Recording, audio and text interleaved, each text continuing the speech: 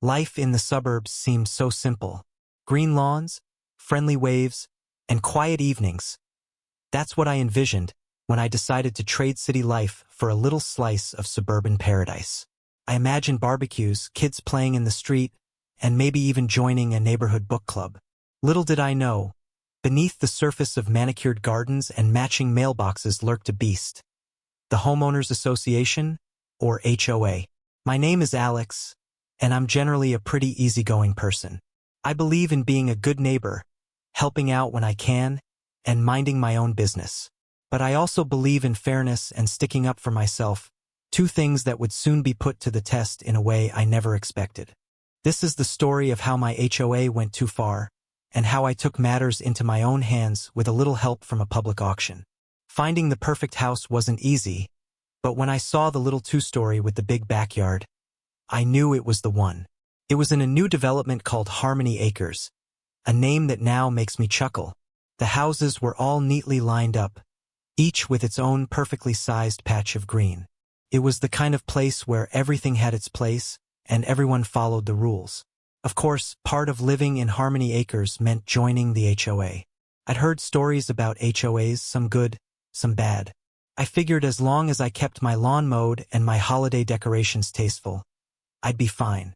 I signed the paperwork, paid the fees, and officially became a member of the Harmony Acres Homeowners Association. Little did I know the harmony was about to be shattered. At first, the HOA seemed pretty reasonable. The rules were mostly common sense. Keep your lawn tidy, don't park on the street overnight, and keep your trash cans out of sight. The people on the board seemed nice enough, mostly retired folks who just wanted to keep the neighborhood looking its best. I even went to a few of the HOA-sponsored events. There was a summer barbecue, a fall festival, and a holiday decorating contest. It felt like a real community, and I started to think I'd made the right choice moving to Harmony Acres. My neighbors seemed friendly, always ready with a wave or a smile. One neighbor in particular, Mr. Henderson, was especially welcoming. He lived next door and always had a kind word and a helping hand. But that helping hand would soon become a problem. One of the features I loved about my property was the small storage shed in the backyard. It wasn't anything fancy, just a simple wooden structure, but it was perfect for storing all the things I didn't need in the house. Inside, I kept my lawnmower, gardening tools, holiday decorations, and a bunch of other odds and ends. It was my little zone of organized chaos. I took pride in keeping the shed neat and tidy, a habit from my dad. Everything had its place, and I always made sure to put things back where they belonged. This orderliness would become ironic, considering how chaotic things would soon become regarding that very shed. At the time, it was simply a convenient place to keep my belongings, safe and sound. Or so I thought. Mr. Henderson, my next-door neighbor, was a retired carpenter. He always had a smile on his face and was quick to offer help with any home improvement project. He was the kind of guy who seemed to know everything about everything, and he was always happy to share his knowledge. He'd often stop by for a chat while I was working in the yard, offering advice on everything from pruning roses to fixing a leaky faucet. I appreciated his neighborliness and enjoyed our conversations. He seemed like a genuinely nice person, and I considered myself lucky to have him as a neighbor. It was this initial perception of him as a kind and helpful man that made what happened next so unexpected and frustrating. He was about to test the limits of my generosity. It started innocently enough. One Saturday morning, Mr. Henderson was working on a small woodworking project in his garage. He came over to my yard, a slightly sheepish look on his face. "Alex," he said, "I was wondering if I could borrow your drill for a quick minute? Mine seems to have given up the ghost." Of course, I didn't mind. What's a neighborly favor, right? I grabbed my drill from the shed and handed it over. "No problem, Mr. Henderson," I said. "Just bring it back when you're done." He thanked me profusely and promised to return it right away. That simple act of lending a tool was the first domino to fall in a series of events that would lead to my ultimate act of suburban rebellion. I just didn't know it yet. The drill came back the next day, and I thought nothing of it. But a few days later, Mr. Henderson was back. "Alex," he said, "that saw you have in your shed, the circular saw? Would you mind if I borrowed it? I need to cut some boards for a project. Again, I agreed. I wasn't using the saw at the moment, and I figured it was just another neighborly favor. But this time, he kept it for almost a week. When I finally got it back, it was covered in sawdust and the blade seemed a little duller than before. Still, I didn't say anything. I didn't want to seem petty or unfriendly. But the requests kept coming, each one a little bolder than the last. He was testing the waters, seeing how much he could get away with. It wasn't just tools anymore. He asked to borrow my ladder to clean his gutters. Then, he needed my leaf blower to clear his yard in the fall. He even asked to borrow my holiday lights a week before Christmas, claiming his were on the fritz. These weren't cheap, run-of-the-mill items either. My ladder was a sturdy, professional-grade model.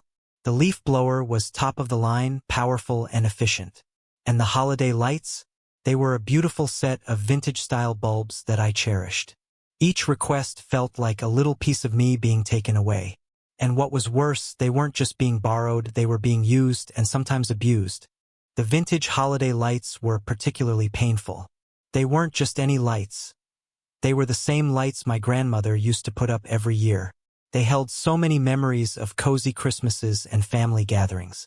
To see them strung haphazardly across Mr. Henderson's porch, some bulbs burnt out and others dangling precariously, felt like a personal insult. And then there was the antique hand saw. My grandfather's. I rarely used it, but it was a prized possession. Mr. Henderson borrowed that to trim a small branch and returned it with a wobbly handle. The nerve! It wasn't just about the items themselves. It was about the memories and the sentimental value they held. My politeness was starting to wear thin. It wasn't just the condition of the items. It was the fact that they weren't being returned promptly or sometimes at all. The ladder sat propped against his house for weeks. The leaf blower remained in his garage long after all the leaves had fallen. I started to feel like I was running a lending library, but instead of books, it was my personal possessions, and instead of being returned, they were slowly being absorbed into Mr. Henderson's collection. I needed my ladder to fix a loose shingle. I needed my leaf blower to clear the snow, but asking for them back felt awkward, like I was being unreasonable. I was starting to resent him and myself for letting it go on for so long. Finally, I decided I'd had enough. I mustered up my courage and walked over to Mr. Henderson's house. I found him tinkering in his garage. "Mr. Henderson," I said, trying to keep my tone light, "I was wondering if I could get my ladder back? I need to fix a loose shingle on my roof." He looked surprised, almost caught off guard. "Oh, the ladder. Right, he said, wiping his hands on a rag. "I was just about to bring it back. I've been meaning to, but I've been so busy." He then launched into a long, rambling explanation about his various projects and ailments, none of which seemed to have anything to do with returning my ladder. He promised to return it tomorrow. But tomorrow came and went, and the ladder remained firmly planted against his house. The frustration was building. Desperate and unsure of what else to do, I decided to attend the next HOA meeting.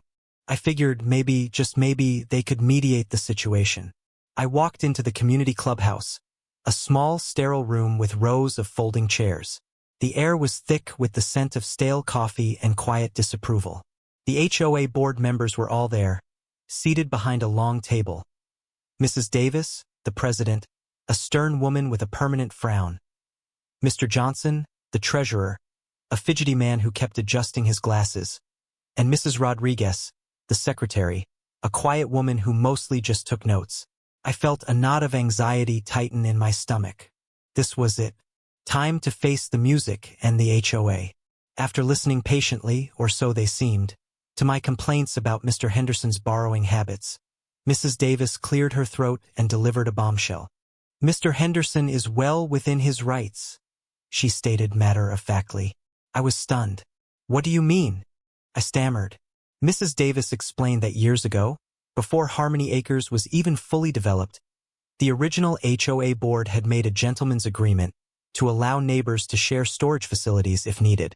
Apparently, the idea was to promote community spirit and resourcefulness. This agreement, she claimed, was still in effect, even though it was never formally written down or included in the HOA bylaws. I couldn't believe what I was hearing. A gentleman's agreement? In this day and age? It felt like something out of a history book, not a legally binding agreement. But he's not just borrowing them, I protested, my voice rising in frustration. He's keeping them for weeks. He's damaging them, and he never asked for my permission to use my shed in the first place. Mrs. Davis remained unmoved. Mr. Henderson is a valued member of this community, she said, her voice firm. He's always willing to lend a helping hand. And besides, she added with a dismissive wave, it's just stuff. We need to foster a sense of community here in Harmony Acres, and that means being willing to share. I was floored. They were completely dismissing my concerns and siding with Mr. Henderson, all in the name of community spirit. It was unbelievable. I left the meeting feeling defeated and angrier than ever. The injustice of it all was infuriating. The HOA, the very organization that was supposed to protect my rights as a homeowner, was actively enabling Mr. Henderson's blatant disregard for my property. They were more concerned with maintaining a facade of neighborly harmony than with addressing my legitimate concerns. I felt betrayed and powerless. I had tried to be reasonable, I had tried to be polite, and I had tried to work within the system. But the system was rigged against me. I paced around my house, seething with anger. This wasn't just about a ladder or a leaf blower anymore. It was about principle. It was about standing up for myself and refusing to be taken advantage of. It was about time to fight back. My anger was a slow burn, simmering beneath the surface for weeks. But the HOA's dismissal was the final straw. It wasn't just about the items. It was about the principle. It was about the blatant disregard for my rights as a homeowner. It was about the hypocrisy of an organization that preached community spirit while actively enabling one neighbor to take advantage of another. I felt a surge of rebellious energy coursing through me. I knew I couldn't let this go. I couldn't just stand by and let Mr. Henderson and the HOA walk all over me. I needed to do something drastic, something that would make them sit up and take notice. And that's when the idea hit me. An idea so crazy, so audacious that it just might work. I was going to hold an auction, public auction, and everything in my storage shed was going to be sold to the highest bidder. Mr. Henderson's borrowed items, my grandmother's lights, my grandfather's saw, everything. The thought of it sent a thrill of satisfaction through me. It was a completely over-the-top response, I knew that, but it was also the perfect way to get my point across. It would be a clear message to Mr. Henderson that he couldn't just take what wasn't his. And it would be a clear message to the HOA that I wasn't going to be bullied into silence. I started making plans immediately, a mischievous grin spreading across my face. It was time to unleash my inner rebel. I created flyers announcing the Harmony Acres blowout auction and plastered them all over the neighborhood. I even took out an ad in the local newspaper and posted on social media. The flyers featured a picture of my storage shed with the tagline, "Everything must go." I made sure to mention some of the key items that would be up for grabs: vintage holiday lights, professional-grade ladder, top-of-the-line leaf blower, and much, much more. I knew this would get people's attention, especially Mr. Henderson's. The auction was scheduled for the following Saturday, giving everyone plenty of time to prepare. And by everyone, I mostly meant Mr. Henderson and the HOA. I wanted them to have plenty of time to stew in their own juices. Mr. Henderson's reaction was priceless. I saw him reading one of the flyers I'd posted on the community bulletin board. His face went through a series of expressions. First, confusion, then disbelief, then shock, and finally, pure, unadulterated anger. He stormed over to my house, flyer clutched in his hand, his face red. "What is the meaning of this?" he demanded, his voice shaking. "Are you really going to sell all your stuff? Including my things?" I simply smiled sweetly and said, "Everything must go, Mr. Henderson. Everything." He sputtered and stammered, unable to articulate his outrage. He knew he'd been caught, and he knew there was nothing he could do to stop me. The look on his face was worth all the trouble. The HOA wasn't far behind. A few days later, I received a strongly worded letter from Mrs. Davis, threatening fines and legal action if I proceeded with the auction. She claimed it violated several HOA rules, including noise ordinances, restrictions on commercial activities, and something about maintaining the aesthetic integrity of the neighborhood. I scoffed. Aesthetic integrity?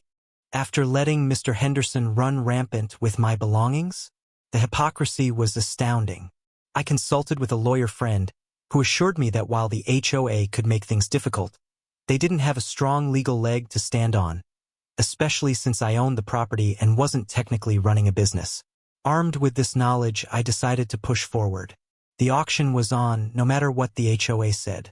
Auction day dawned bright and sunny, almost mocking the tension in the air. I hired a professional auctioneer, a fast-talking, charismatic man named Bob, who knew how to work a crowd. I set up tables in my backyard, displaying all the items from my storage shed. To my surprise, a large crowd had gathered. Neighbors, curious onlookers, bargain hunters. They were all there. Mr. Henderson stood off to the side, looking like he'd swallowed a lemon.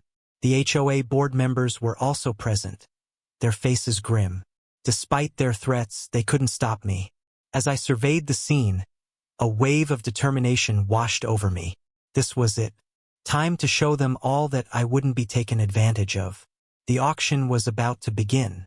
Bob, the auctioneer, hopped up onto a small makeshift stage, grabbed the microphone, and launched into his routine. Ladies and gentlemen, welcome, welcome. Get your wallets ready because we've got some fantastic items up for bid today. He had a booming voice and a natural ability to charm the crowd. He started with some of the smaller, less significant items. Gardening gloves, a rusty shovel, some old flower pots. They sold quickly, generating a bit of excitement and warming up the crowd. But the real show was about to begin. Bob winked at me and announced, "All right, folks, now we're getting to the good stuff." He held up my professional-grade ladder and the bidding began. The ladder sold for a surprisingly high price, and then it was time for the leaf blower. I made sure to glance at Mr. Henderson as Bob held it up. He looked like he was trying to disappear into the ground. The bidding for the leaf blower was fierce, and it eventually sold for even more than I had paid for it new. Next up were the vintage holiday lights. Bob held them up carefully, explaining their unique charm and sentimental value, without mentioning their actual history. Mr. Henderson visibly flinched. It was clear he realized the full extent of my revenge. Seeing his discomfort was incredibly satisfying. The lights went for a small fortune. Some items sparked intense bidding wars, especially a set of power tools and a vintage bicycle. Bob expertly played the crowd, egging on the bidders and driving up the prices even further. It was exhilarating to watch my junk fetch such high sums. I even saw a few of my neighbors getting caught up in the frenzy, bidding against each other for items they probably didn't even need. The whole thing felt surreal, like a bizarre dream where my possessions were suddenly incredibly valuable. But beneath the surface of the excitement, there was a deeper satisfaction. I was taking back control one bid at a time. Finally, Bob announced, "And now, ladies and gentlemen, for the last item of the day, we have something truly special." He held up my grandfather's antique hand saw, the one Mr. Henderson had damaged. "This isn't just any saw," Bob said, his voice softening. "This is a piece of history, a family heirloom, a testament to craftsmanship and tradition." He paused for effect. "What am I bid for this priceless piece?" A hush fell over the crowd. I watched Mr. Henderson out of the corner of my eye. He looked stricken. This was the ultimate blow. Selling the saw was more than just getting rid of an item. It was severing a connection to my past. But it had to be done. It was the final act in my rebellion. Before anyone could bid, Mr. Henderson stepped forward, his face a mask of desperation. "Alex," he pleaded, his voice barely a whisper.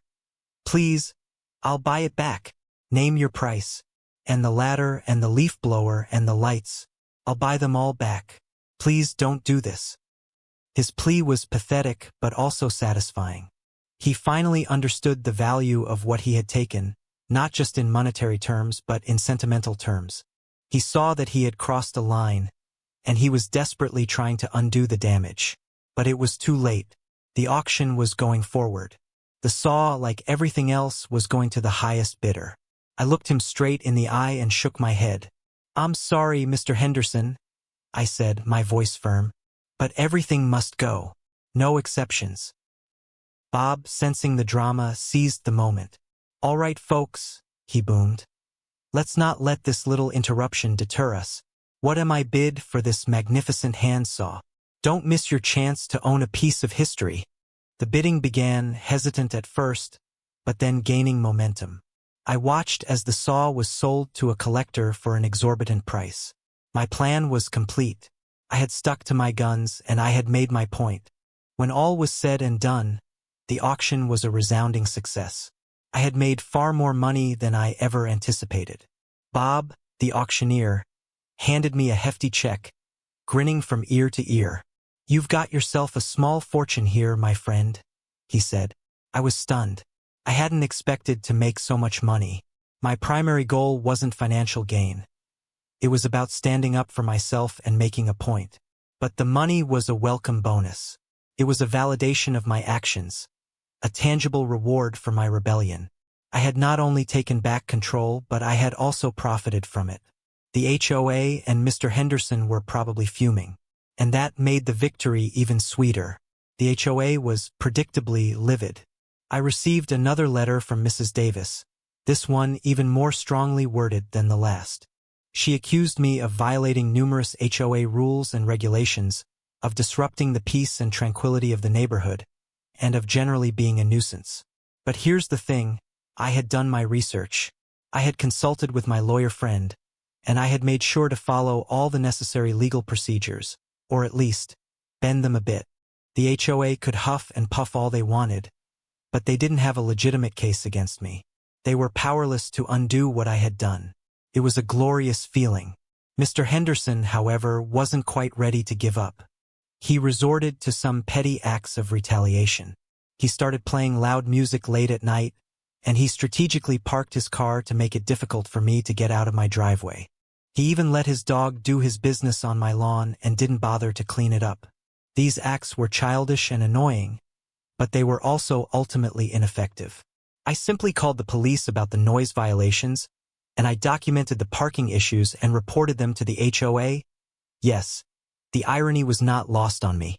Mr. Henderson's petty revenge attempts only served to highlight his own immaturity and vindictiveness. They didn't bother me as much as they probably bothered him. In the end, I was ultimately satisfied with my revenge. I had taught Mr. Henderson a valuable lesson about respecting boundaries and the importance of asking for permission.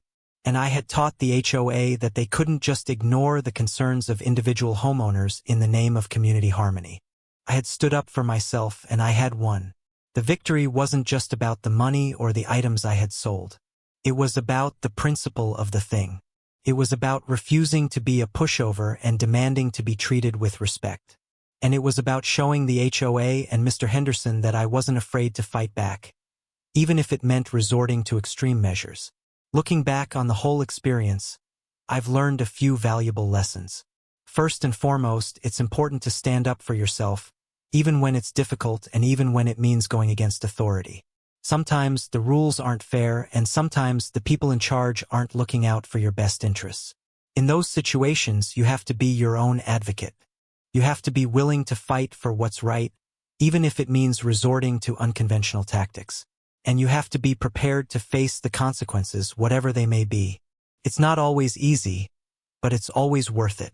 Because in the end, the only person who can truly protect your rights is you. Suburban living can be a wonderful thing. It offers peace, quiet, and a sense of community. But it also comes with its own unique set of challenges, particularly when it comes to HOAs. These organizations can be a force for good, helping to maintain property values and ensure a certain standard of living. But they can also be a source of frustration and conflict, especially when they become overly controlling or unresponsive to the needs of their residents. My experience with the Harmony Acres HOA taught me that it's important to be aware of your rights as a homeowner and to be prepared to stand up for them, even if it means holding a public auction and selling everything you own. Sometimes, a little chaos is exactly what's needed to restore the harmony.